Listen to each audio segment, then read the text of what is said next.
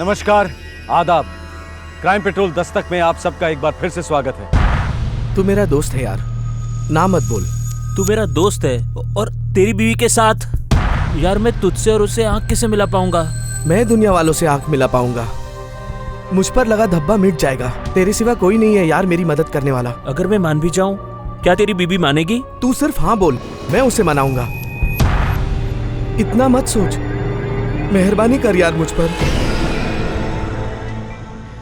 दो दोस्तों के बीच में एक सौदा होता है। इस सौदे में ना तो पैसा इन्वॉल्व है और ना ही जायदाद। अब यहां पर जुर्म कौन सा है और दस्तक क्या है?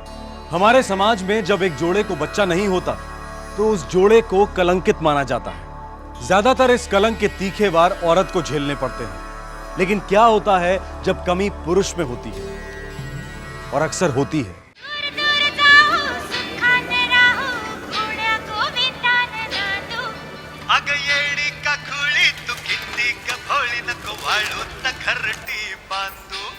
चल खेळ खेळू दोघं.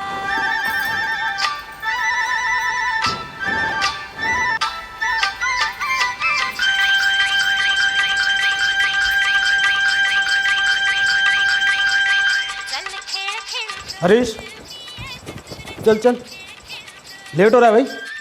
पापा आज छुटकी और मुन्नी के लिए कपड़े खरीदना है। हाँ, सब खरीदेंगे, सब लेकर जाएंगे। अभी काम पर चलते हैं। हाँ ले हरीश। अरे क्या सोच रहा है? चल चल, अच्छा।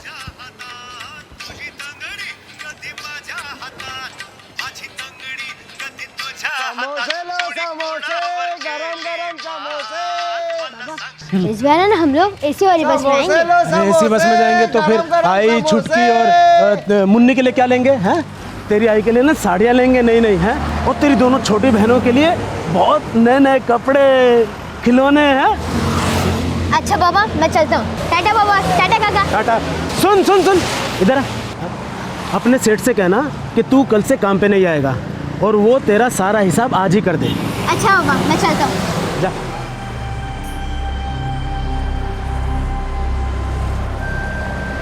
राजन,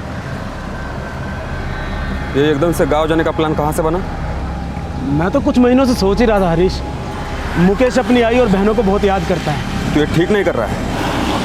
कैसे बोल रहा है हरीश? मैं यहाँ हमेशा के लिए रहने वाला थोड़ी था, बस काम करने आया था। मुकादम आ गया। चल चल चल चल, आजा। हाँ। अच्छा सुनो तुम लोग, आज मुझे एक ही आदमी की जरूरत है। बराबर आदमी लग सकते हैं। राजन तू आजा, बैठ जा। चल बैठ तू। हाँ चल चल, तू चल।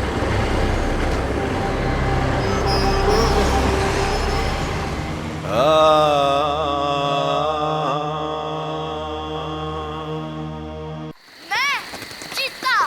कौन सा शोर तुमने चीता छोटे मियाँ? अरे मेरा नाम है चीता। मैडम जी, ये हमारा पुत्र है चीता और तारा सिंह जूनियर। शक्ल से तो तारा सिंह जूनियर लगता है। कोई बहुत अच्छे। मैडम जी कुछ भी हो, स्टॉक में सिर्फ यही है। चीते, ये तेरी अम्मी है। श्योर? क्या? माँ के स्टॉक में बस यही थी। देखा मैडम जी, हमारा चीता कितना होशियार। अरे हरीश, किधर जा रहा है? बैठ ना। मैं ज़रा लेकर आता हूँ। हाँ, कल तू जा रहा है, फिर पता नहीं कब मिलके साथ में बैठ के पेग मारेंगे। हाँ? चल, मैं भी चलता है। बाहर बैठ के पीते। बाहर काय को? इधर बैठ के पिएंगे। हाँ? मैं यूं गया और यूं आया। तू बैठ। मेरे घर वाले मुझे जाने नहीं देंगे। मैडम जी, आपको मुझे यहाँ से ले जाने से कोई ताकत, कोई सारा नहीं रोक सकती।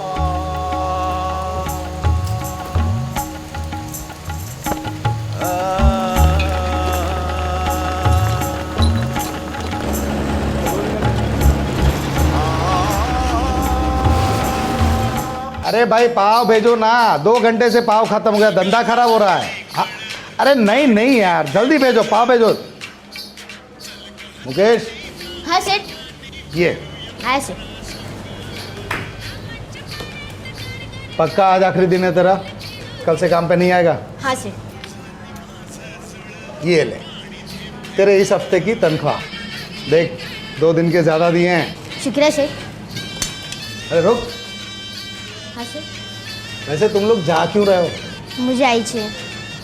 और मुझे गांव में ज़्यादा अच्छा लगता है। बाबा भी बहुत मुश्किल से माने। मुकेश, तेरी ड्यूटी खत्म हो गई कि नहीं? सेठ में जाऊँ? जाना तो ना सूर्य साहब, कल सुबह सुबह अपने गांव के लिए निकल रहा है। जा मुकेश, छुट्टी तेरी। काका मैं 2 मिनट में आया।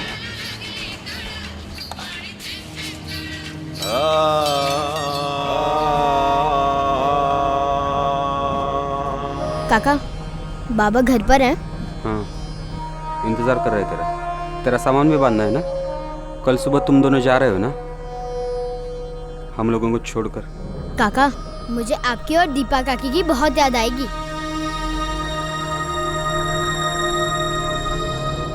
मुझे भी तेरी बहुत याद आएगी बेटा।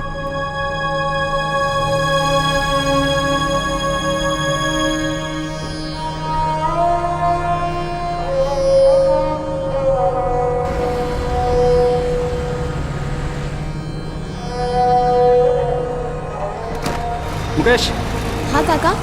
इधर आ। आज इस रास्ते से नहीं, जंगल वाले रास्ते जाते हैं। हाँ? हाँ ठीक है। चल, शॉर्टकट है, फटाफट।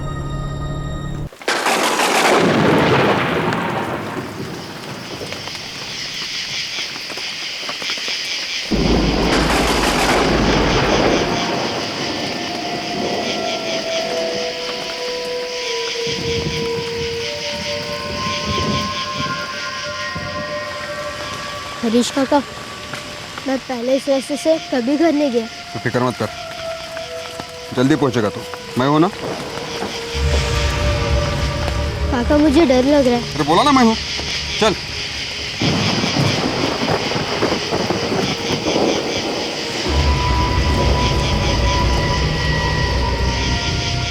मुकेश। हाँ काका। आग बंद कर। क्यों काका? बोला ना आग बंद कर।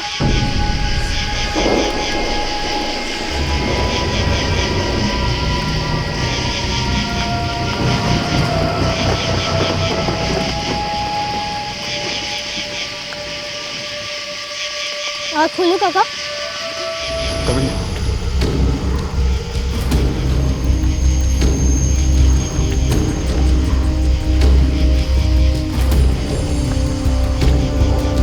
ऐसी पिक्चर बनी है कि पूरा मुंह ब्लैक हो गया।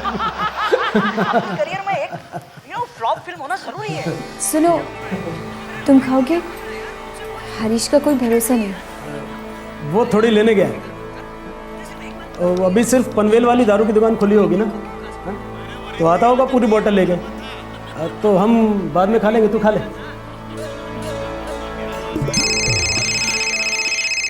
ये देख, 100 साल जिएगा तेरा पति।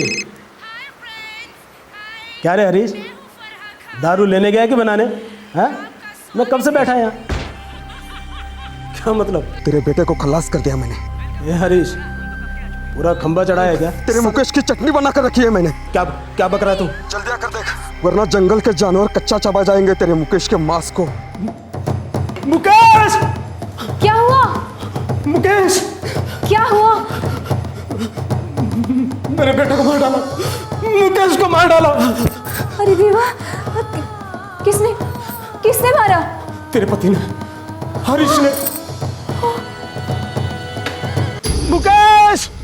मेरे बच्चे! मुकेश! मुकेश! मेरे बच्चे! मुकेश! मुकेश! मुकेश! क्या हो गया? अपने जिगरी दोस्त के बेटे को ही मार डाला। काय का जिगरी बे? मुझे तो पहले से कुछ गड़बड़ लग रही थी। चल ताबड़तोड़ पुलिस को फोन करते। फोन कर चल।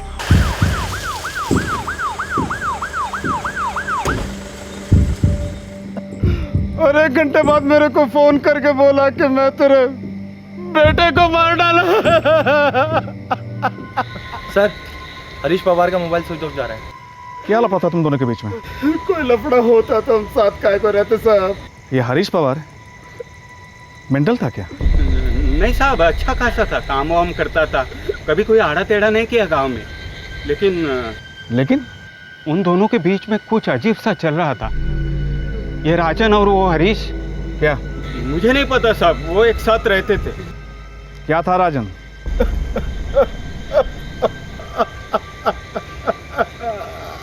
कल मैं मेरे बेटे को लेकर अपने गांव जाने वाला था साहब। कहाँ तेरा गाँव? जालना। हमेशा के लिए जा रहा था साहब। तो इसलिए उसने तुम्हारे बेटे को मार डाला? नहीं साहब, हरीश ने मुझसे 10,000 रुपये उधार लिए थे, 6 लौटाए थे और 4,000 बाकी थे। और जब मैंने उससे पैसे वापस मांगे तो वो बहुत गुस्सा हो गया साहब। तू और तेरा बेटा मुकेश कब से उसके साथ रह रहे हो? मैं 1 साल से और बेटा 6 महीने से साहब। पुरानी दोस्ती? नहीं साहब, मैं तो 1 साल पहले काम की तलाश में जालना से इधर आया था। वो कड़िया चौकी पर पहली बार मिला हरीश से।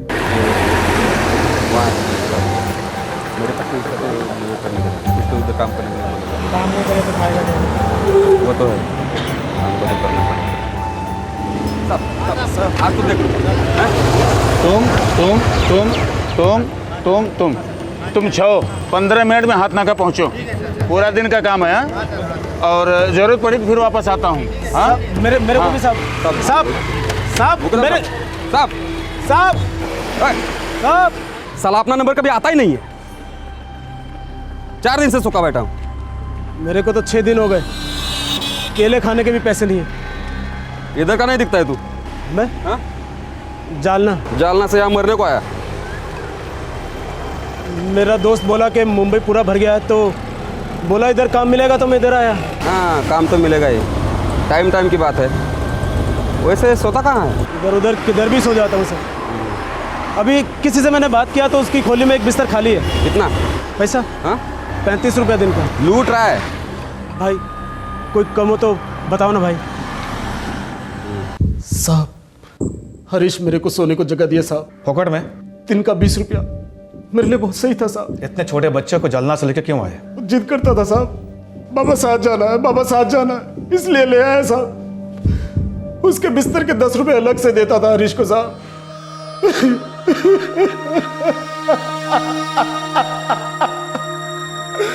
अब अपनी पत्नी को क्या जवाब दूंगा साहब? उसकी 2 छोटी बहनें हैं, जान देती है उस पर साहब। तुम बच्चे के लाश को मुर्दाघर से लेके जा सकते हो साहब, बच्चे की इसमें क्या गलती है साहब? देखो, गलत सही अच्छा बुरा ये सब तुम हम पे छोड़ दो।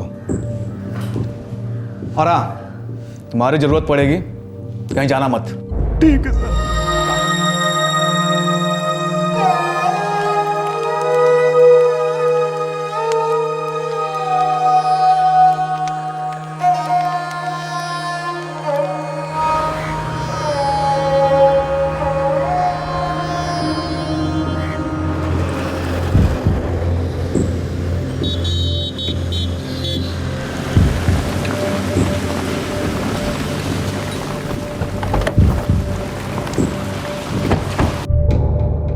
हमने कहा था राजन को जाना नहीं। बोला कुछ नहीं, बस बच्चे का क्रियाक्रम किया और गायब हो गया। तुम्हारा पति भी तो गायब हुआ है। मुझे मालूम नहीं साहब। पति है तुम्हारा, कुछ तो कहा होगा कभी? कुछ नहीं बोला। उसका कोई रिश्तेदार रहता है यहाँ? मेरे ससुर और देवर पेन में रहते हैं। एक टीम को पेन भेजो। Yes sir. तुम्हारे पति हरीश ने राजन से 10,000 रुपया उधार लिया था। पता नहीं साहब। राजन ने पैसे वापस मांगे तो बहुत नाराज हुआ था तुम्हारा पति। नहीं पता। तुम्हारा पति हरीश, एक पराया मर्द राजन और उसका बेटा मुकेश, सभी लोग एक साथ इसी कमरे में सोते थे 1 साल से। कभी अजीब नहीं लगा तुम्हें? पता नहीं। तुम्हारा पति हरीश शराबी था? पता नहीं। तो फिर क्या पता तुम्हें? या तो तुम हद से ज्यादा बेवकूफ हो या फिर तुम हद से ज्यादा चालाक। इन दोनों में क्या हो ये तो पता है। साहब, ये गांव बहुत छोटा है, सबको सबके बारे में सब कुछ पता चल जाता है। हरीश ने राजन को घर में रखा, वो सब ठीक है, लेकिन उस घर में कुछ अजीब हो रहा था साहब। क्या? साहब, कभी कभी सिर्फ हरीश काम पर चला जाता था और राजन अकेला होता था, और हरीश की बीवी दीपा वो भी अकेली होती थी एक ही छत के नीचे। वो दोनों कभी बाहर निकलते ही नहीं थे।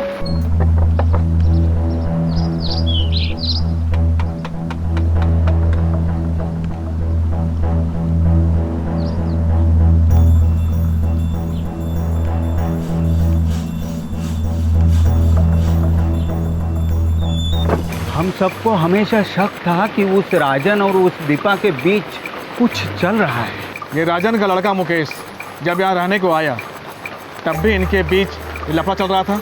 सब लड़का तो 5-6 महीने पहले आया, उससे पहले पूरे 6 महीने से राजन, हरीश और दीपा साथ थे। ये हरीश लोन लिया था राजन से 10,000 रुपये। वो लोन उनकी कहानी सब नौटंकी है साहब। राजन सिर्फ नाम का राजन था, असली में वो भी हरीश की तरह कड़िया ही तो था। उसके पास 10,000 देने के लिए कहाँ से आते? ये हरीश इससे पहले इसी गांव में रहता था। 10 साल से रहता है साहब। उसकी बीवी यहाँ की होगी, दीपा। ये तो उसकी दूसरी बीवी है साहब। 3 साल पहले उसकी पहली बीवी शेवंती उसको छोड़कर चली गई। वो लड़की उसके गांव पेन की थी, शेवंती। सर हरीश पेन में नहीं है। जब उसके भाई और बाप से कांटेक्ट किया गया तो वो बता रहे हैं कि वो वहाँ आया ही नहीं। शायद वो लोग सच कह रहे हैं, लेकिन मुझे लगता है कि दीपा और ये राजन दोनों झूठ बोल रहे हैं। सर दीपा तो कुछ बोल ही नहीं रही है। अक्सर खामोशी झूठ की चीख होती है। दो दोस्त हरीश पवार और राजन इंगोले, एक रात अचानक हरीश पवार राजन के बेटे की हत्या कर देता है। राजन की बातों से ऐसा मालूम होता है कि यह हत्या पैसों की वजह से हुई है। पुलिस को शक होता है कि राजन झूठ बोल रहा है और राजन भाग जाता है अपने गांव जालना, जो औरंगाबाद में है।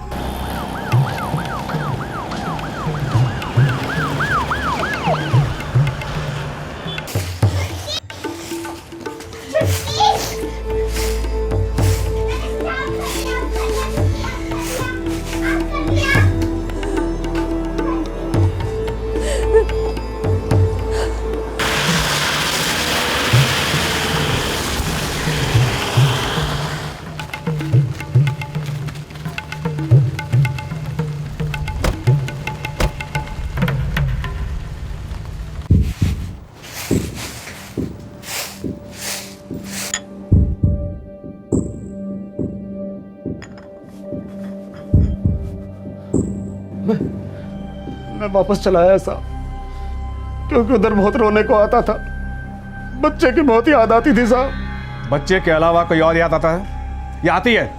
ये आप क्या कह रहे हैं साहब? वही जो गांव के लोग कह रहे हैं कि राजन और हरीश की बीवी दीपा के बीच कुछ लफड़ा चल रहा था। हरीश को मालूम चल गया और उसने गुस्से में आकर तुम्हारे बेटे को मार डाला। ये झूठ है साहब। मैं मेरी दोनों बच्चियों की कसम खाकर बोलता हूँ, अपने मरे हुए बच्चे की कसम खाता हूँ। झूठ है साहब, झूठ है। मैंने कहा था ना मुकेश को शहर ना ले जाना, रो रो कर कहा था। वो यहीं पर अच्छा था मेरे पास। माँ से अच्छी देखभाल भला कोई कर सकता है?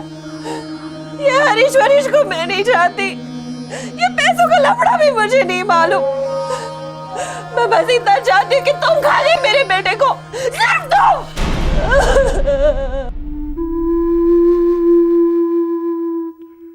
ये मेरी बारी, एक और बार। ये मेरे लग गया। ये वो कल पनवेल जा रहा हूँ, शायद कोई पक्की नौकरी मिल जाए। बाबा इस वक्त मैं भी आऊंगा आपके साथ। बाबा मैं भी आऊंगा। चुप, किसी को नहीं ले जा सकता। उधर खुद मेरे सोने का कोई ठिकाना नहीं है, तुझे किधर सुलाऊंगा? बाबा आपकी बात सुला देना, मैं चुपचाप सो जाऊंगा, मस्ती भी नहीं करूंगा।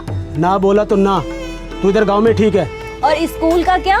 उसे तो तू भूल ही गया ना। आई मैं पनवेल में जाके काम भी करूंगा और स्कूल भी जाऊंगा, लेकिन मैं जाऊंगा ही जाऊंगा। नहीं मुकेश, तू कहीं नहीं जाएगा। मैं घर से भागकर बाबा के पास पहुंच जाऊंगा, लेकिन मैं जाऊंगा ही जाऊंगा। नहीं, एक लाफा दूंगा। नहीं बाबा, मैं आऊंगा आपके साथ, मैं आपके साथ आऊंगा।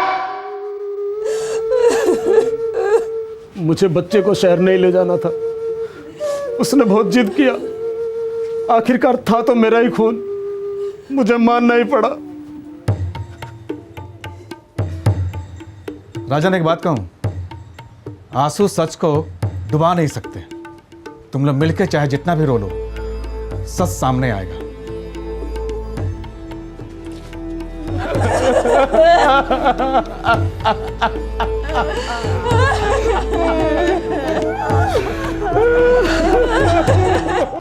ये हरीश पवार के पकड़े जाने तक ये सब लोग जलेबी की तरह गोल गोल बातें करते रहेंगे। सर मैंने गांव में पेन में और हरीश के घर के बाहर दो आदमी लगा दिए हैं, और वो हरीश भाग भाग कर जाएगा कहाँ सर? उसको तो लौटना ही। हो सकता है अपने पहले बीवी के पास गया को छुपने के लिए। शेवंती नाम की औरत है, पेन में रहती है। हाँ, शायद वो इस केस पे थोड़ी सच्चाई की रोशनी डाल सके। अभी के अभी पेन जाकर उसे हाजिर करो। कुछ कहना मत पहले उसे, बस ले आओ। हो साहब।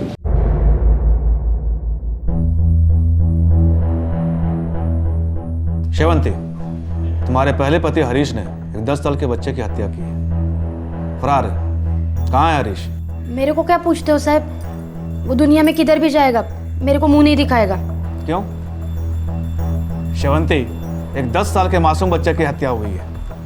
बच्चे के बाप राजन ने बताया है कि हरीश ने उससे पैसे उधार लिए थे, लौटा नहीं पाया तो उसने बच्चे की हत्या कर दी। तो मैं क्या करूं साहब? मेरे को 3 साल हो गए उसको छोड़े हुए, मैंने उसकी शक्ल तक नहीं देखी है तब से। उसकी अभी की बीवी दीपा, वो भी बिल्कुल चुप है, कुछ कहती नहीं है। शेवंती, एक बात बताओ, ये हरीश है कैसा आदमी? किस किस्म का पति था? झूठा आदमी है साहब, एकदम बेकार पति था। क्यों? मेरे को बांझ बांझ कह के ताने मारता था साहब। फिर एक बार डॉक्टर ने बोल दिया, हरीश तेरा इलाज करना होगा। मेरे पे गुस्सा निकालने लगा, मैंने छोड़ दिया साहब। साहब, अब मेरे 3 बच्चे हैं, मैं बहुत खुश हूँ। ना मैं हरीश के बारे में कुछ जानना चाहती हूँ, ना सुनना चाहती हूँ, ना कहना चाहती हूँ। साहब, मेरे बस का टाइम हो गया, मेरे बच्चे राह देख रहे होंगे, मैं चलूँ? हरीश को पहली बीवी से कोई बच्चा नहीं था और अब दीपा से भी कोई बच्चा नहीं। सर, हो सकता है कि ये हरीश मुकेश को अपने बच्चे की तरह चाहता हो, और जब राजन ने मुकेश को लेकर जालना वापस जाने की बात की तो गुस्से और जलन में आके हरीश ने मुकेश की हत्या कर दी। इस केस में पैसों वाला एंगल बिल्कुल झूठा मालूम पड़ रहा था। पुलिस इन्वेस्टिगेशन धीरे धीरे इस नतीजे पर पहुंच रही थी कि यह जुर्म हरीश पवार के बाप ना बन पाने की वजह से संबंधित है, लेकिन यह पूरी तरह साबित नहीं हो पा रहा था। 10 वर्षीय मुकेश की हत्या का असली कारण तब तक नहीं पता चल पाता जब तक हरीश पवार गिरफ्तार नहीं हो जाता, या फिर मुकेश का पिता सच नहीं बोल देता। सच अब ज्यादा दूर नहीं था और पवार भी कब तक पुलिस से भागता रहता।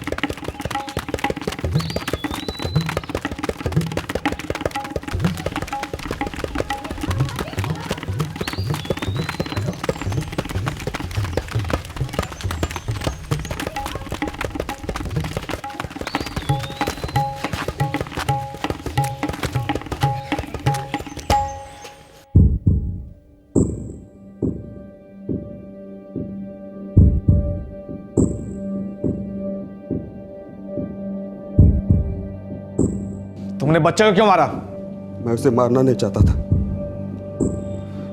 मैं उसे अपने खुद के बच्चे जैसा प्यार करता था। अपने हाथ से गला घोटने के बाद पत्थर से उसका सर फोड़ दिया।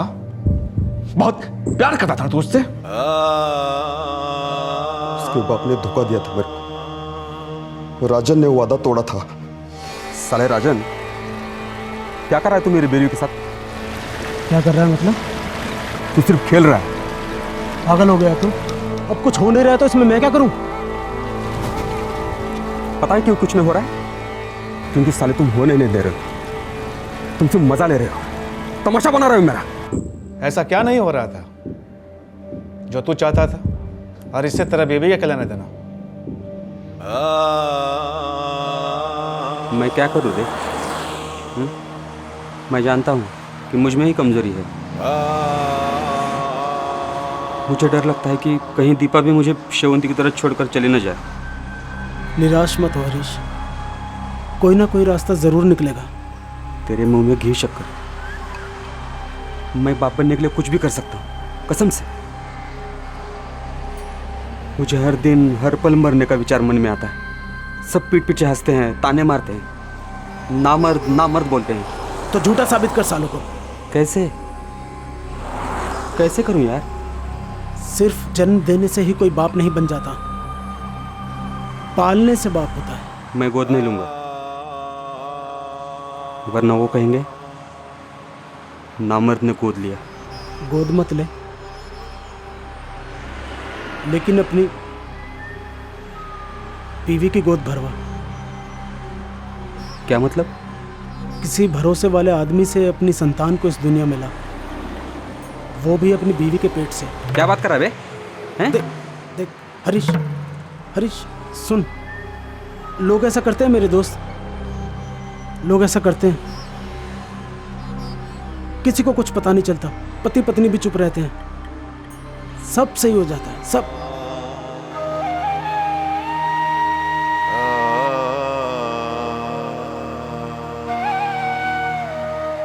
राजन, तू मेरी संतान को दुनिया में लाएगा? हाँ? नहीं हरीश, ये क्या कह रहा है?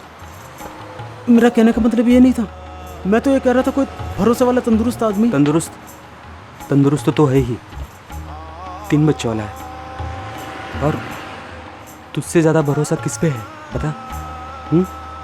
लेकिन मैंने ऐसा कभी कुछ नहीं किया आज तक। मैंने तो सिर्फ सुना था और तुझे बता दिया। मैंने तो सुना भी नहीं है।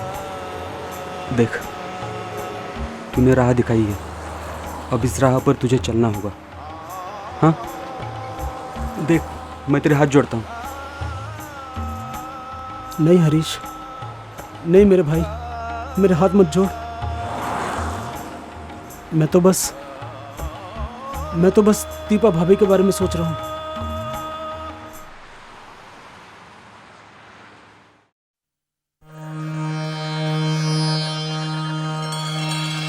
दीपा, राजन अच्छा आदमी है, हा? वो हम दोनों को शर्म से डूबने से बचाने को राजी हो गया है। लेकिन मैं राजी नहीं हूँ। तो सिर्फ आंखें बंद कर, हा? और अपने होने वाले बच्चे के बारे में सोच। लेकिन किसी दूसरे मर्द के साथ नहीं। मैं दुनिया में नामर्द कहलाऊंगा, वो चलेगा तेरे को? ये देख, मेरी इज्जत का सवाल है, मेरे नाम का सवाल है। मैं हाथ जोड़ू, पैर पड़ू तेरे? देख, ये क्या कर रहे हो? नहीं। देख, राजन सिर्फ बदन है, हा? तू आंख बंद कर, सिर्फ मेरा चेहरा सामने है, सब ठीक हो जाएगा, सही हो जाएगा।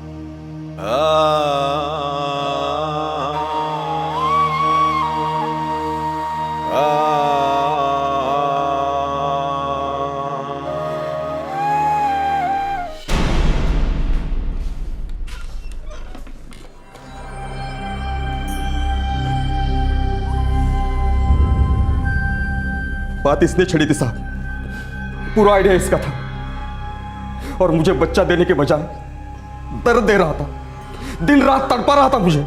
नहीं साहब, मैंने अपनी तरफ से सब कोशिश की, एक दोस्त की हैसियत से। मैंने कभी भी हवस के लिए कुछ नहीं किया साहब। तो फिर बच्चा क्यों नहीं दिया साले? मजे ले रहा था कमीने, 1 साल मजा मारा मेरी आंखों के सामने, और बच्चे का नामो निशान नहीं। मैं क्या करता अगर बच्चा नहीं हो रहा था तो?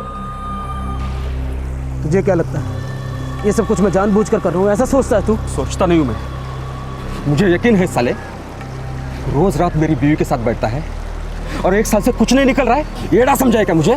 ये अपने हाथ में थोड़ी है हरीश, कुदरत का भी अपना तरीका होता है। तेरा तरीका गलत है, साले तेरे मन में ये खोट है।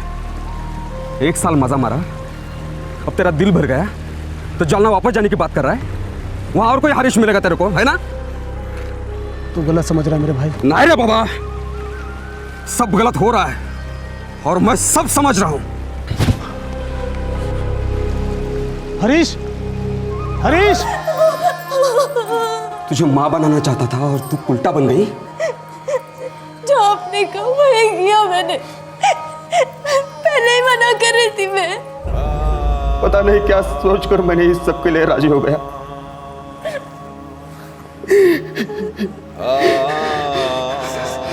एक साल से रोज रात रोते रोते सोता हूं। इस उम्मीद से जागता हूं कि तू पेट से हो जाएगी, लेकिन साला वो राजन अपना वादा तोड़कर गांव वापस जा रहा है,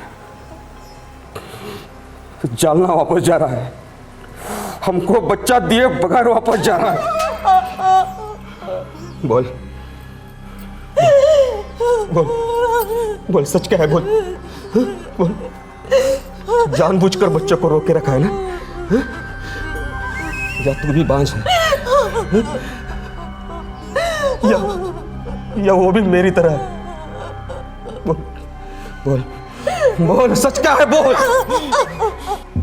मुझे बहुत गंदा लग रहा था साहब, जैसे कि मेरे और मेरे बीवी को राजन ने ओपरा था, इस्तेमाल करके फेंक कर जा रहा था, खेल रहा था मेरे साथ। उसे सबक तो सिखाना ही था, ऐसे थोड़ी ही जाने देता उसे।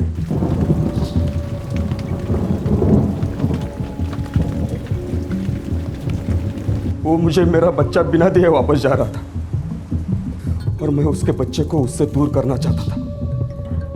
मैं चाहता था कि वो भी समझे कि दर्द क्या होता है।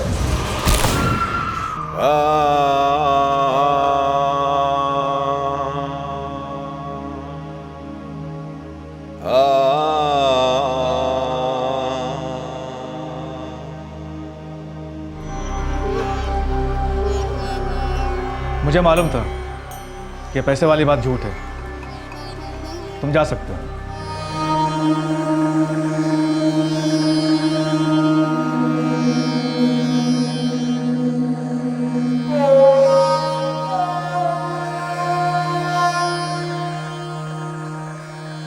दो दोस्तों के बीच एक समझौता हो। एक पत्नी, एक औरत जिसकी मर्जी का कोई ख्याल नहीं रखा गया। वो लाचार थी, मासूम थी और इस जुर्म का अनचाहा हिस्सा बनी। एक मां, ये भी इस समझौते के बारे में अनजान थी। अपना एक लौता बेटा खोया इसने। और आखिरकार एक 10 साल का बच्चा जिसके इस विकृत समझौते की चौखट पर बलि चढ़ गई। नमस्कार, आदाब। क्राइम पेट्रोल दस्तक में आप सबका एक बार फिर से स्वागत है। जाना चाहती हो तो जाओ, लेकिन दोबारा इस घर में वापस लौट करके कभी मत आना, समझी? समझी। दोबारा इस घर में लौट के कभी नहीं आऊंगी। अब हम मिलेंगे तो सिर्फ कोर्ट में, और बच्चों की शक्ल तुम जिंदगी भर नहीं देख पाओगे। ये बार बार बच्चों को बीच में मत घसीटो प्लीज। फिक्र मत करो, मैं जिंदगी भर तुम्हारा ख्याल रखूंगा। वैसे भी आदमी तुम्हारा लायक ही नहीं था। पर बच्चों के बिना मैं कैसे जीऊंगी? ये तो कोर्ट ही फैसला करेगा, और मैं कोर्ट में जिंदगी भर लड़ता रहूंगा और बच्चे मेरे पास ही रहेंगे, समझी? हम हमेशा से कहते आए हैं कि शादी में जब भी कोई प्रॉब्लम्स आए उन्हें तुरंत निपटाना चाहिए, इससे पहले कि पति पत्नी एक दूसरे से नफरत करने लगे, क्योंकि तब जुर्म बड़े जोर से दस्तक देने लगता है। लेकिन अगर शादी में आग कोई तीसरी पार्टी लगा रही हो तो कोई क्या करे? मार्च 2011, नई दिल्ली।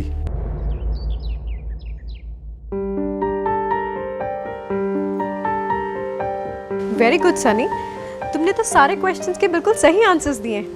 शाबाश। बुआ, मैंने ये सारे आंसर मेरे फ्रेंड ध्रुव की नोटबुक से कॉपी किए हैं। ओहो, ये तो गलत बात है सनी। अगर तुमने सच बोला इसलिए एक और शाबाश। आगे से कॉपी नहीं करूंगा बुआ। ये हुआ ना मेरा सनी। चलो अब अपनी मैथ्स की बुक निकालो। श्वेता, देखो आज मुझे थोड़ा सा लेट हो जाएगा।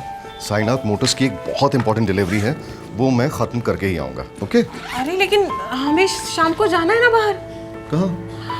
अब कैसे बोल सकते हैं? सबरवाल जी के माता की चौकी बताया था ना, और हमने प्रॉमिस भी किया उनको। Oh sorry sorry sorry. भूल गया प्लीज प्लीज। एक काम करो, तुम सन्नी और नैना तुम तीनों चले जाओ और मेरी तरफ से सॉरी मांग लेना। हाँ भैया आप हमेशा ऐसे ही करते हो। क्या? बिरादरी में जब भी कोई फंक्शन होता है आपका बिजनेस बीच में आ जाता है। नैना सच में बेटा बहुत इंपॉर्टेंट काम है। अरे मैंने कभी सोचा ही नहीं था मेरे इस छोटे से स्पेयर पार्ट्स वाले बिजनेस को इतना बड़ा ऑर्डर मिलेगा। पापा नेक्स्ट वीक मेरा स्पोर्ट्स डे है, वो आता आओगे ना? हाँ आऊंगा। लो बहाना, लो मेरी प्रॉमिस। पक्का प्रॉमिस आऊंगा। प्रॉमिस तोड़ना मत, वरना आपको पता है ना क्या हो जाएगा। चुप, बोला ना आऊंगा। हाँ चल, अब मुझे बहुत लेट हो रहा है। चल ठीक है, बाय बाय। चलो मैं निकलता हूँ, bye bye Naina. Bye bye bye.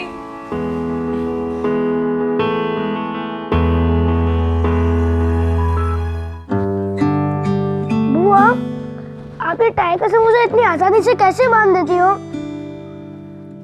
तुम सीखना नहीं चाहते हो ना, इसीलिए तुम्हें इतना मुश्किल है। इधर इधर आओ, ये देखो, ऐसे ऐसे और ऐसे, ये हो गया। देखा कितना सिंपल है।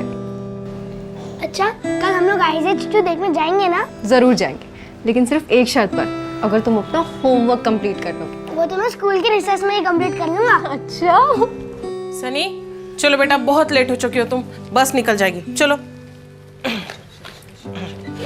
फास्ट फास्ट फास्ट, चलो चलो चलो। बाय। मम्मी विवेक मुझे विंडो सीट पर नहीं बैठने देता है। मम्मी ये राजू अपना हाथ खिड़की के बाहर निकाल देता है। तुम झूठ बोल रहे हो, तुम झूठ बोल रहे हो, तुम झूठ बोल रहे हो। बस कोई झूठ नहीं बोल रहा। विवेक तुम जाते वक्त विंडो सीट पर बैठना और राजू तुम आते वक्त, लेकिन दोनों में से कोई भी खिड़की से हाथ बाहर नहीं निकाले, ठीक है? चलो अब जल्दी जल्दी ब्रेकफास्ट करो, स्कूल के लिए देर हो रहा है। भाभी रात को सनी ने मेथी खाने के लिए कहा है, मैं साफ कर लेती हूँ। अरे वाह, मुझसे तो कभी नहीं कहा उसने। खैर अब मुझसे कहे या तुमसे कहे, बात तो एक ही है। आखिर तुम भी तो उसकी माँ ही हो ना। सच कहूँ तो मेरी ऐसी हालत में मैं उसे अकेले कभी नहीं संभाल पाती, और आजकल तो वो इतना जिद्दी हो गया है ना कि अपनी पापा की भी बात नहीं मानता। लेकिन पता नहीं तुम कैसे उसे इतना कंट्रोल में रख पाती हो। और पता है नैना, नैना क्या हुआ? कुछ नहीं भाभी, कुछ नहीं। नैना नैना तुम इस तरह बार बार अपने आप को दोष मत दो। अरे जो कुछ भी हुआ उसमें तुम्हारी कोई गलती नहीं है। हमारी नैना तो लाखों में एक है। मत रो।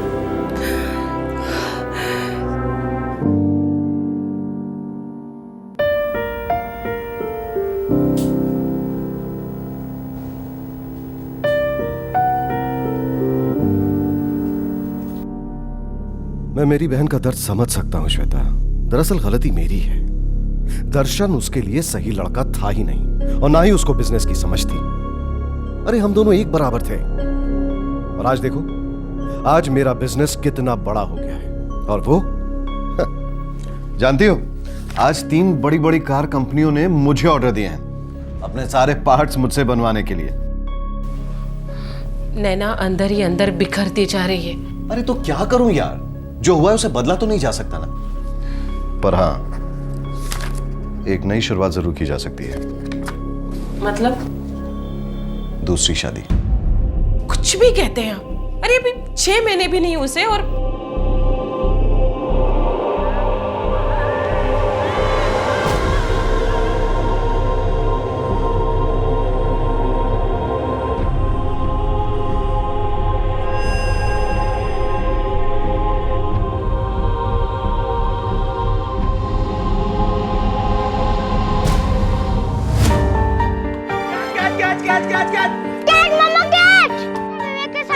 ऐसा नहीं है।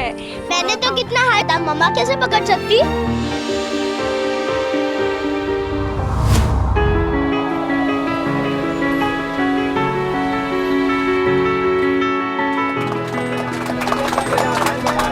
नैना, हर बार की तरह इस बार भी तुझे मेरे बिजनेस के लिए लकी साबित होना पड़ेगा। सोचना पड़ेगा भाई। क्यों? अरे अगर आप अपने हर ऑर्डर में से मुझे 10% देंगे तभी अपना लक पास करूंगी। 10%? दिमाग खराब हो गया तेरा? क्यों? तू 10% की बात कर रही है? तेरा तो पूरा का पूरा 100% है, 100% बिजनेस। पागल ये।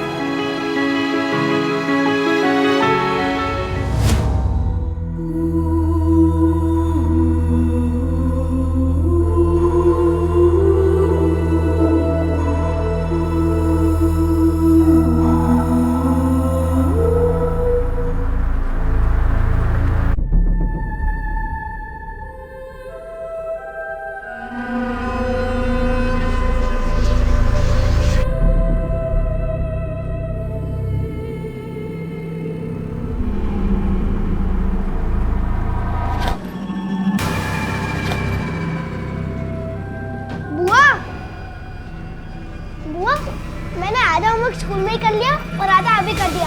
अभी हम ISH2 देखने चले? हाँ हाँ, हम जरूर चलेंगे मेरा प्यारा सनी बेटा।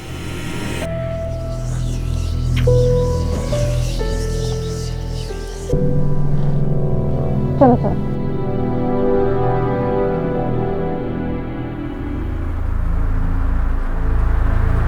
भाभी, मैं और सनी ISH2 देखने के लिए जा रहे हैं, ठीक है ना? इसमें पूछने वाली क्या बात है? जाओ, जरूर ले जाओ उसे।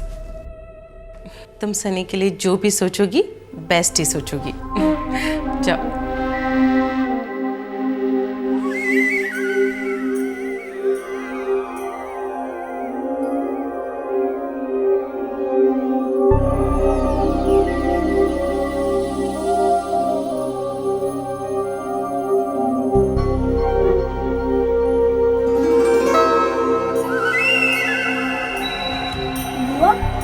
आपने गलती से ग्राउंड फ्लोर की जगह टॉप फ्लोर का बटन दबा दिया। गलती से नहीं बेटा, टेरेस पर तुम्हारे लिए एक छोटा सा सरप्राइज रखा है।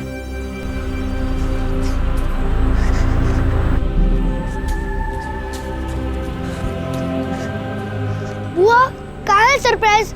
इधर तो कोई सरप्राइज नहीं है। दिखाती हूँ, पहले आंखें तो बंद करो। ओके, लेकिन ISH2 मिस नहीं होनी चाहिए। नहीं होगी बाबा।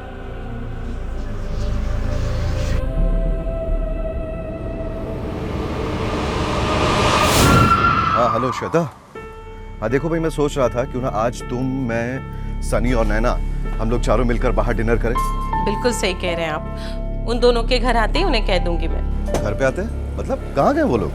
अरे वो ISH2 फिल्म देखने गए हैं। चलो वेरी गुड। अच्छा सुनो, जैसे वो लौटे ना, डिनर के बाद के साथ साथ तुम वो उसकी दूसरी शादी वाली बात भी जरा छेड़ देना। मुझे लगता है बहुत बहुत जल्दी हो जाएगा ये। अरे इनडायरेक्टली यार, सजेस्ट करो उसे श्वेता, इधर उधर की बातों के बीच। ओके ओके बाबा, मैं ट्राई करूंगी।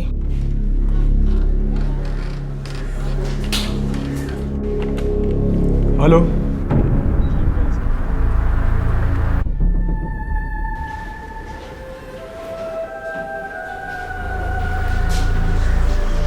जी कहिए मैडम। मुझे एक रिपोर्ट दर्ज करानी है। किसके खिलाफ? अपराध क्या है? मेरे खुद के खिलाफ। मैंने एक बच्चे को मार डाला। क्या? मैंने अपने भतीजे सनी को मार डाला। आप होश में तो हैं? बॉडी टेरेस पर पड़ी है। कौन से टेरेस पर? विनीता अपार्टमेंट्स। मैं अपने भाई के साथ वहीं रहती हूँ। बच्चे का नाम सनी था। वो केवल 10 साल का था। गॉड। भाई का कोई नंबर, मोबाइल? भाभी का है।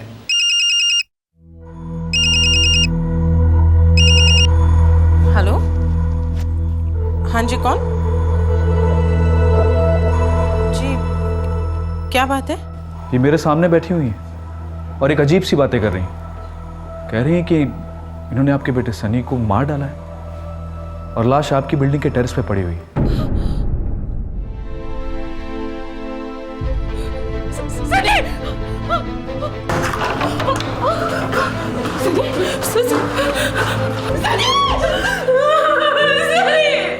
बड़ी ताकत से गला घोटा गया है। किसी मजबूत कपड़े का इस्तेमाल किया गया है। खुद चल के पुलिस स्टेशन आई थी। उन्होंने ये तो बताया कि खून कर दिया, लेकिन इसके आगे कुछ नहीं बता रही?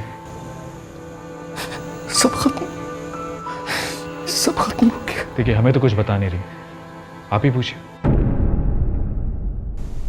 नैना, नैना, सच बता, किसी ने तेरे साथ जबरदस्ती की ना? कोई और भी शामिल है ना इसमें? ए नैना, तू खामोश क्यों है? कुछ तो बोल। बोलना क्या हो गया? कुछ तो बोल। पागल हो गई है क्या तू? अरे क्या बिगाड़ा था सनी ने तेरा? छोटा सा बच्चा कितना प्यार करता था तुझसे।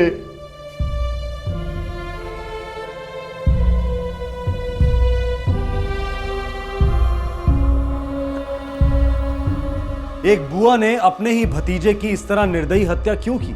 एक ऐसा भतीजा जो उससे बहुत अटैच था। देव और श्वेता, सनी के माँ बाप, इस बात पर विश्वास ही नहीं कर पा रहे थे कि नैना उनके जिगर के टुकड़े की हत्या कर सकती है। लेकिन हत्या तो हो चुकी थी। बच्चा अब इस दुनिया में नहीं था। बस एक ही सवाल थप्पड़ की तरह गूंज रहा था, क्यों, क्यों, आखिर क्यों?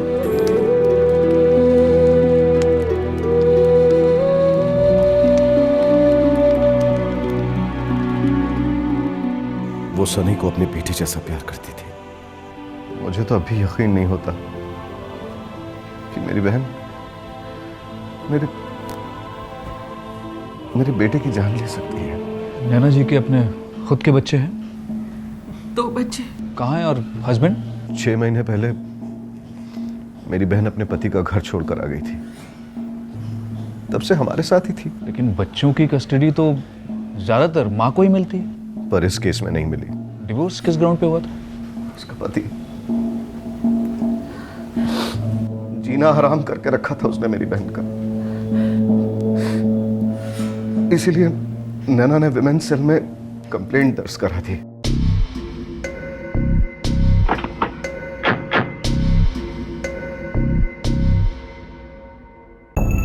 जी हाँ, मेरे खिलाफ कंप्लेंट दर्ज की थी उसने। पुलिस भी आई थी इंक्वायरी के लिए।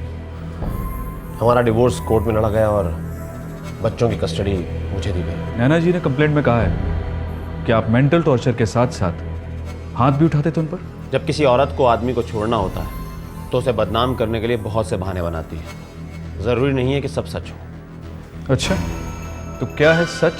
सच अदालत जानती है और अदालत ने बच्चों की कस्टडी मुझे दी है। अगर मैं जल्लाद होता तो शायद ये कस्टडी मुझे नहीं मिलती। नैना जी के भाई देव कह रहे थे जीना दुश्वार कर दिया था आपने उनकी बहन को। जीना दुश्वार तो उस देव का कर दिया नैना ने। इकलौती औलाद को खत्म कर दिया। क्या पागलों जैसी बात कर रहा है ये देव?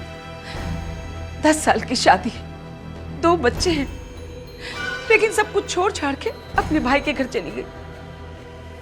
बहुत दखलंदाजी करता था देव। उसी ने उकसाया उसे। कहता था कि मैं हमेशा तेरा ख्याल रखूंगा, मेरे साथ आकर ही रहे। और ये महारानी हुदकती हुई चली गई। अरे नहीं रहना मुझे तुम्हारे साथ। समझ में आ गया तुम्हें? बहुत हो चुका है अब। नहीं रहना तो मत रहो। मैंने तुम्हारे साथ कोई जबरदस्ती नहीं की है। मुझे लगा था कि हमारा एक परिवार है जिसका तुम ख्याल रखोगी, लेकिन परिवार तुम्हारे लिए कोई मायने नहीं रखता। परिवार? अरे परिवार का मतलब तुम क्या जानो दर्शन? मैं सिर्फ इतना जानता हूं कि जिन्हें तमीज होती है वो दूसरों के परिवार में दखल नहीं देते। दूसरे? अरे नैना मेरी इकलौती बहन है दर्शन। नैना मेरी बीवी है, मेरे बच्चों की इकलौती माँ है। तुमने अपनी बहन की शादी करके उसे विदा कर दिया। अब हमारे मामले से दूर रहोगे तो बेहतर रहेगा। कैसे रहूं मैं दर्शन? तुम मेरी बहन के साथ जल्लादों की तरह पेश आते रहोगे, उसे तकलीफें देते रहोगे और ये उम्मीद करोगे कि मैं इन सब से बाहर रहूं। तुम्हें ऐसा लगता है कि अगर मैं तुम्हारी बहन को इतनी तकलीफ दे रहा हूं तो तुम अपनी बहन को अपने साथ लेकर क्यों नहीं जाते? हाँ ले जाऊंगा अपने साथ। पूरी जिंदगी रखूंगा, प्यार से रखूंगा। तुम्हें समझाने की जरूरत नहीं है दर्शन। और मैं भी जॉब करूंगी, भैया के काम में उनका हाथ बटाऊंगी और अपने बच्चों को एक अच्छी परवरिश दूंगी।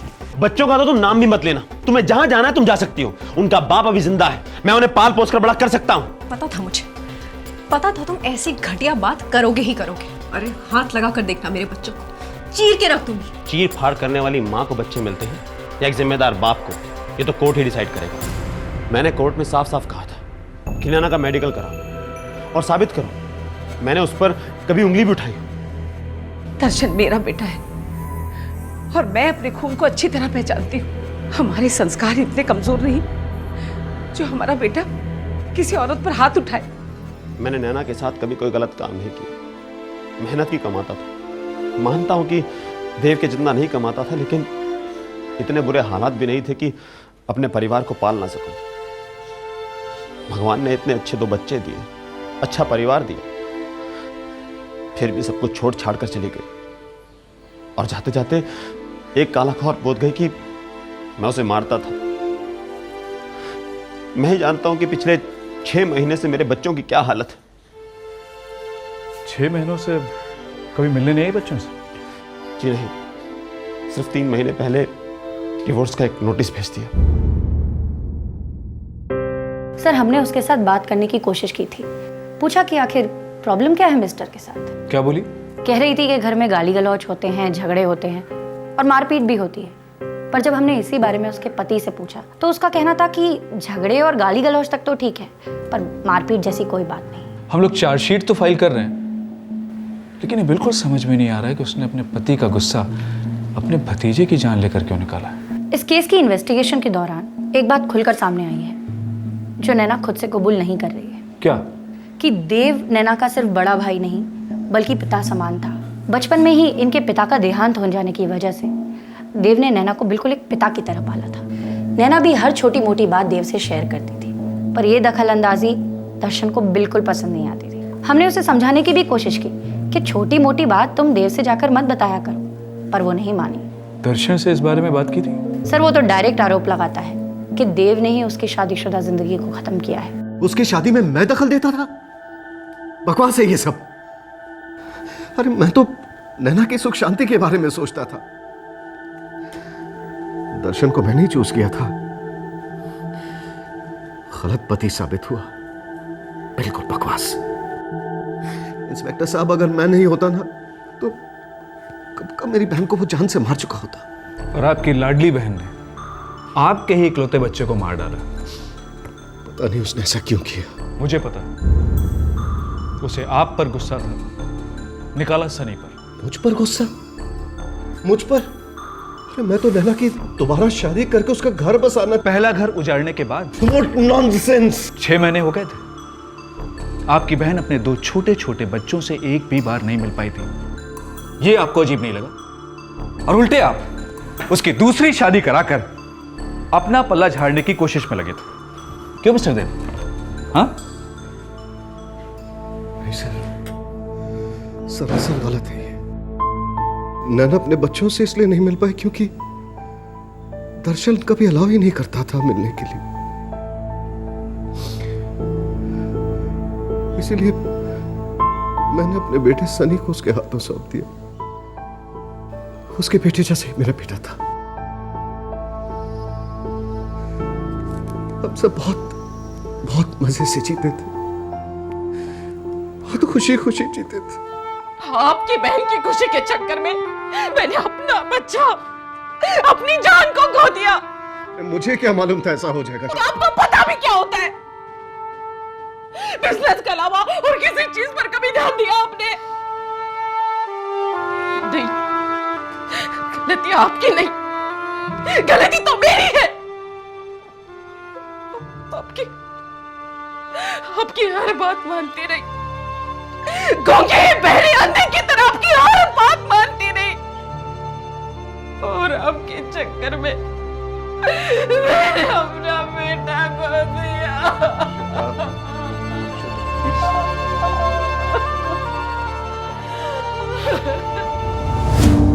नैना सनी को लेकर बाहर गई है दर्शन। मामा जी, मम्मी के वापस आने तक हम यहाँ रुक सकते हैं? मम्मी की बहुत याद आती है मामा जी। बेटे, तुम्हारे पापा चाहे तो सब कुछ ठीक हो सकता है, पर लगता है तुम्हारे पापा चाहते नहीं कि तुम्हारी माँ तुम्हारे साथ रहे। कुछ तो शर्म करो, छोटे बच्चे हैं, क्यों उनके मन में जहर घोल रहे हो? वैसे भी मेरी पत्नी का दिमाग तो तुम खराब कर ही चुके हो, उससे चैन नहीं मिला तुम्हें? तुमने मेरी बहन की जिंदगी खराब की है दर्शन, उससे भी खुश नहीं हुए तुम? जले पर नमक छिड़कने आ गए। एक माँ को उसके बच्चों से अलग करा दिया और अब उसे और दर्द देने के लिए उन्हीं बच्चों को उसके सामने लेकर आए हो। देव, मैं बच्चों की खातिर ही आया हूं। वो अपनी माँ को बहुत मिस कर रहे थे, लेकिन कोई फायदा नहीं। चलो बच्चों। पापा प्लीज मम्मी को मिलकर जाते हैं। पापा प्लीज। बेटा हम फिर आएंगे।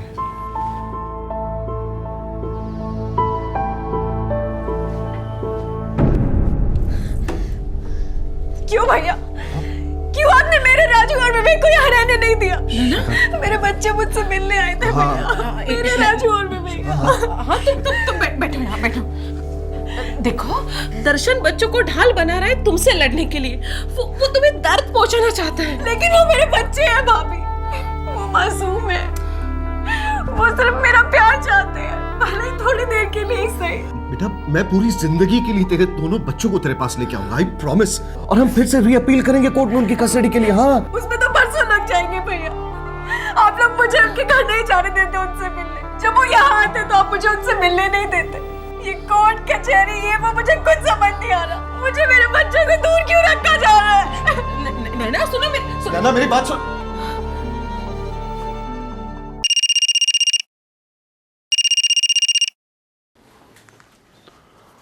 हेलो दर्शन, मुझे बच्चों से बात करनी है। बच्चे सो रहे हैं। मैं कल उनसे मिलने आ रही हूँ। कोई जरूरत नहीं है, बच्चे तुमसे नहीं मिलना चाहते। और मैं तो खैर तुम्हारी शक्ल तक नहीं देखना चाहता। दर्शन वो मेरे भी बच्चे हैं, मैं उनकी माँ हूँ, तो मुझे उनसे मिलने से नहीं रोक सकते। बिल्कुल रोक सकता हूँ, और मैं वही कर रहा हूँ जो कोर्ट का ऑर्डर है। बच्चों की कस्टडी मेरे पास है, इसलिए तुम्हारे मिलने का तो कोई चांस ही नहीं है। और हाँ, तुमने जो डिवोर्स के पेपर भेजे हैं मैंने वो साइन कर दिए, कल तक तुम्हारे पास पहुँच जाएंगे। ठीक है, तो मैं भी डिवोर्स पेपर्स पर साइन कर दूंगी। अगर तुम यही चाहते हो तो यही सही। तुम भूल रही हो कि पेपर्स पे तुमने पहले साइन किया है।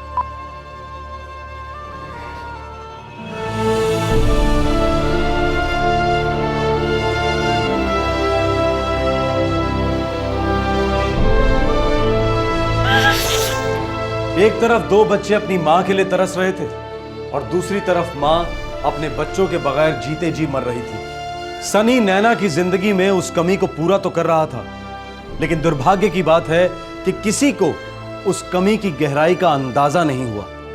क्या वजह थी जिसके कारण नैना ने एक बच्चे की जान ली, जबकि वो खुद दो बच्चों की मां थी?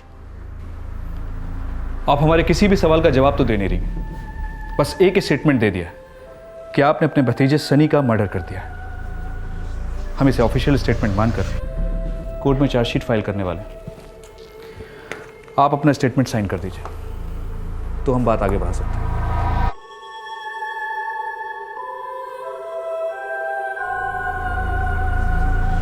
आप अपने बच्चों को मिस कर रही थी, उनकी बहुत याद आ रही थी आपको, और गुस्से में आकर आपने सनी का मर्डर कर दिया। अपनी मां की तरह मानता था आपको, कैसे कर पाई आप?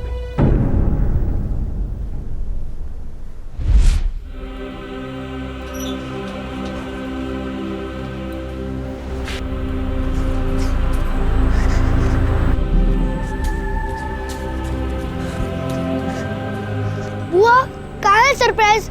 इधर तो कोई सरप्राइज नहीं है। दिखाती हूँ, पहले आंखें तो बंद करो। ओके, लेकिन IH2 मिस नहीं होनी चाहिए। नहीं होगी बाबा।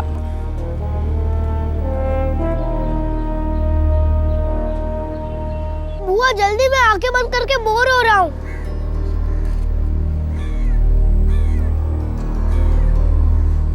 बुआ जल्दी।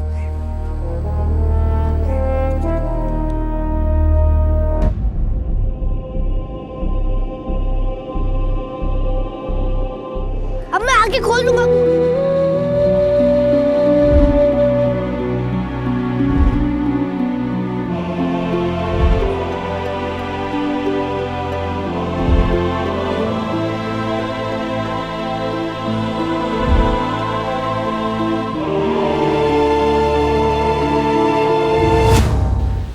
मैं देव भैया और श्वेता भाभी को ये एहसास दिलाना चाहती थी कि अपने बच्चों से दूर होने का मतलब क्या होता है।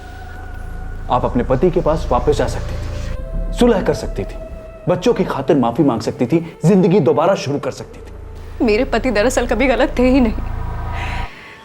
मेरे भैया और भाभी हमेशा उन्हें गलत कहते रहते थे और मुझे भी लगता था कि वो गलत है, मगर मैं बेवकूफ़ थी। मैंने दर्शन पर झूठे झूठे इल्ज़ाम लगाए। मैंने अपने ही हाथों से अपने घोंसले में आग लगा दी, मगर मशाल मुझे देव भैया ने दी। नैना अंदर ही अंदर बिखरती जा रही है, आपको नहीं दिखता, लेकिन मैं जानती हूँ। अरे तो क्या करूं यार, जो हुआ है उसे बदला तो नहीं जा सकता ना। पर हाँ, एक नई शुरुआत जरूर की जा सकती है। मतलब? दूसरी शादी। क्या कुछ भी कहते हैं आप? अरे अभी 6 महीने भी नहीं उसे, और भुला देगी वो दर्शन को, हम भुलवा देंगे उसे। मुझे लगता है कि हमने नैना के साथ अच्छा नहीं किया। अजीब सी बात तो यह है कि दर्शन ने अभी तक उसे सच्चाई बताई भी नहीं पता चलेगा नैना को सच्चाई, क्योंकि दर्शन अपना मुंह नहीं खोलेगा। वो अच्छी तरह जानता है कि उसने कितनी बड़ी गलती की है मुझे बिजनेस में ना करके। कहा था उससे कि मेरे साथ बिजनेस में हाथ बटा ले, लेकिन नहीं, भाई साहब ने मना कर दिया। अरे बोला क्या था मैंने उसे, यही ना, सिर्फ 2-4 लाख इन्वेस्ट कर दे।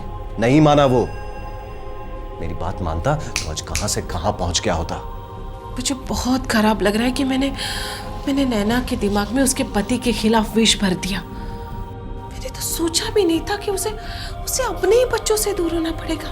हाँ, लेकिन दर्शन से छुटकारा तो मिल गया ना। वो अपने बच्चों के बिना कैसे जी लेगी? यार हमारा सनी भी तो उसके बेटे जैसा, वो अंजाम दे सकता है उसकी ममता को। राजू, विवेक और सनी में क्या फर्क है? वो भी उसके बेटे जैसा है।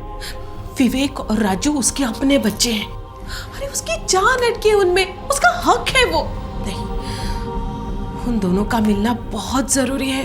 फालतू की बकवास से मैं अपनी सुबह की मीटिंग नहीं खराब कर सकता और बिजनेस में घाटा नहीं कर सकता, समझी?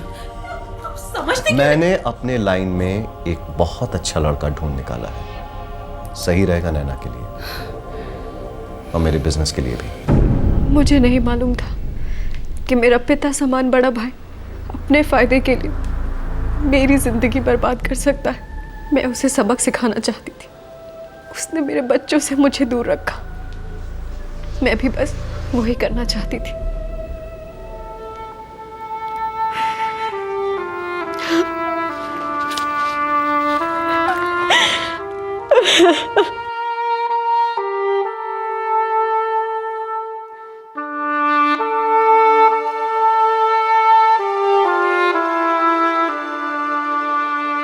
तुमने मुझे कभी बताया क्यों नहीं कि तुम्हारे और देव भैया के बीच में बिजनेस को लेकर कुछ अनबन है?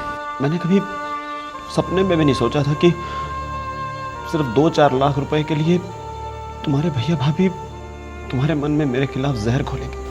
मेरा ब्रेन वॉश किया गया, मेरे दिमाग में गलत गलत बातें डाली गई। काश ऐसा ना हुआ होता।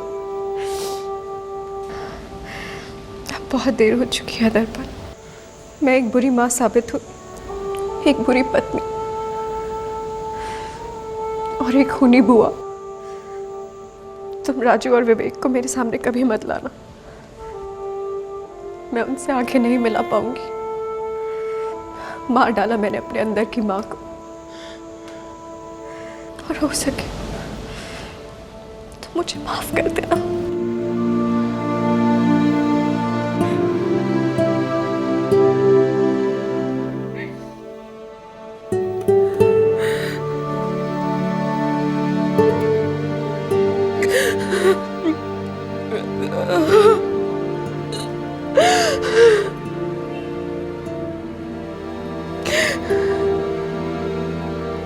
जुर्म के एक वार ने कितने परिवारों को ढेर कर दिया।